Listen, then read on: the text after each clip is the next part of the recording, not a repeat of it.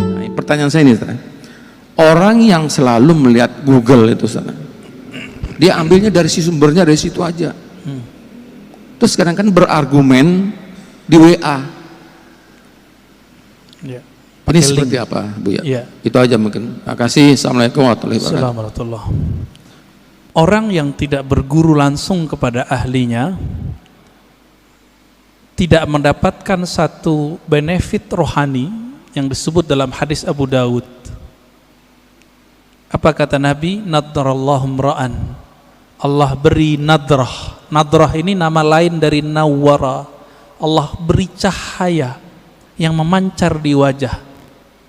Nadrallahu mra'an, Allah akan pancarkan cahaya lewat wajah seseorang sami'a maqalati, yang mau berguru langsung mendengarkan hadisku. Orang Arab dulu kalau menyebut sami'a itu nggak mungkin online, nggak mungkin lewat Google, mesti berguru ke ahlinya.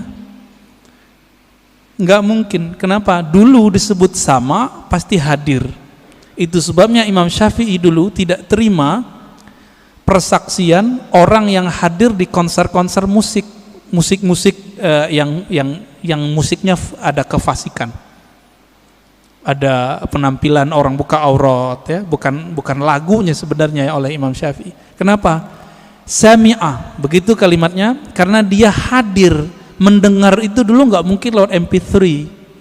Jadi dulu orang mendengarkan musik, melihat para seniman-seniman musik itu dulu, dia sudah bermaksiat lahir batin. Bapak masih ingat kalau yang pernah ke Mesir, di Mesir itu ada tari perut, kebuka, ditonton itu Pak. Imam Syafi'i mengatakan orang yang nonton begitu gak diterima persaksiannya. Kalimat bahasa Arabnya sami'ah, karena sami'ah artinya dulu pasti offline, pasti ketemu langsung, tatap muka. Itu sebabnya juga ya, dalam hadis ini orang yang tidak mendengar langsung, nggak ada nur Pak di wajahnya. Lihat aja, nggak ada nadrah, nggak ada nadrah. Semakin dia tambah ilmu itu masuknya ke otak. Otak ini bekerja dengan akal, sedangkan hidayah masuk ke kolbu. Beda tuh. Siapa yang mengatakan ini? Imam ahli hadis, ahli kolbu, Imam Abu Hafs As-Surawardi dalam kitab Awariful Ma'arif. Makanya banyak orang berilmu belum tentu dia punya hidayah di kolbunya. Kalau itu yang terjadi, tambah ilmu tambah sombong. Jadi kalau dengerin kajian di YouTube, di TV-TV online, TV-TV satelit, apa yang terjadi? Wah, ini bahan nyalahin orang masjid nih. Setiap kali ngaji, wah ini bahan nih, ini bahan. Ketika dapat link-link di Google, link-link di YouTube, wah share di grup, ini bisa untuk membantah bid'ah yang ada di masjid.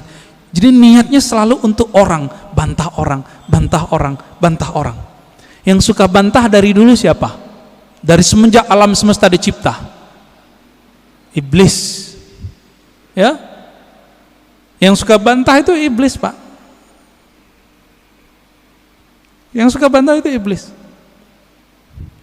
Makanya Nabi SAW mengatakan, ketika ada orang membantah Nabi, i'dil ya Muhammad, ittaqillah ya Muhammad. Muhammad, kamu berbuat adil lah. Loh, ada orang berani ngomong ke Nabi, engkau bertakwalah hai Muhammad, berbuat adil hai Muhammad. Apa kata Nabi? Akan muncul dari orang ini, akan muncul dari kelompok dia, sekelompok orang yang jika baca Quran dan Sunnah, padahal dia lancar baca Quran dan Sunnah, link-linknya lancar Pak, tapi tidak tembus imannya ke dalam kolbunya. Fa idza laqitumuhum faqtuluhum. Wah, ini yang berat ini. Jika engkau bertemu mereka, maka kalimatnya gimana cara terjemahan ini Ustaz? Faqtuluhum, bunuh mereka. Loh, berat. Oh, ternyata ini hadis namanya hadisul qadha. Hadis mahkamah pengadilan. Jika diperintahkan oleh pimpinan negara kita perangi orang itu, kita wajib perangi. Sama dengan hadis mengenai penghina Rasulullah, jika itu ditetapkan oleh pemimpin boleh, baru boleh, nggak boleh ustadz yang mengatakan. Jadi misalnya nih bapak nih kan dapat meme sekarang, aku penggal lehermu wahai penghina Nabi, itu orang jahil, nggak boleh ngomong begitu. Kenapa? Hadis mengenai memenggal, membunuh orang penghina Rasulullah SAW, hadisnya cuma hasan. Dan ini bertentangan dengan kisah Nabi waktu di Taif. Nabi dihina, bukan lagi dibuat gambarnya, dihina, dilempar di Taif. Apa kata Nabi? Hancurkan Taif atau selamatkan Taif? Selamatkan ya Allah, semoga keturunan mereka beriman kepadaku. Jibril datang, apa kata Jibril? Ya Muhammad, maukah engkau aku hancurkan negeri Taif? Satu kali tiup, satu kali kibas, habis Taif, Pak. Karena Jibril punya sayap, sayapnya dibuka, ketutup langit dan bumi, tinggal dikibas. Tapi Nabi Muhammad bilang apa? Di sini saya tahu, tambah mengenal sosok Nabi Muhammad, ternyata beliau lebih berkualitas tinggi dibandingkan Jibril. Apa kata Nabi Muhammad? La ya Jibril, nggak boleh ya Jibril. Kenapa? Nabi Muhammad itu induk alam semesta. Karena beliaulah Adam ada, alam ini ada. Kalau seorang ibu, maukah anaknya dibunuh? Maukah Pak? Anaknya dibunuh? Nggak mau. Nabi meskipun melihat anak-anak rohaninya ini, pancaran-pancaran dari dirinya ini, belum kenal dia, beliau nggak bilang hancurkan ya Allah, enggak. Itulah orang tua sejati, orang tua rohani Nabi Muhammad SAW. Ya, Jibril nggak sabar Pak, pantas toh Jibril nggak jadi nabi di sini. Ya, udah mulai faham siapa Nabi Muhammad SAW. Maka saya tanya kepada orang yang ingin menggal pembuat karikatur Nabi, ente jangan kira saya tidak emosi. Saya emosi dengan orang yang buat karikatur Nabi. Bahkan yang bilang orang tua Nabi di neraka aja mau saya bunuh. Tapi kita nggak boleh membunuhnya. Kenapa? Seandainya itu ada di depan Nabi, Nabi tidak akan membunuh mereka. Nabi hanya akan mendoakan mereka. Jadi jangan beragama dengan emosi, dengan hawa, dengan syahwat. Beragamalah dengan nur itu.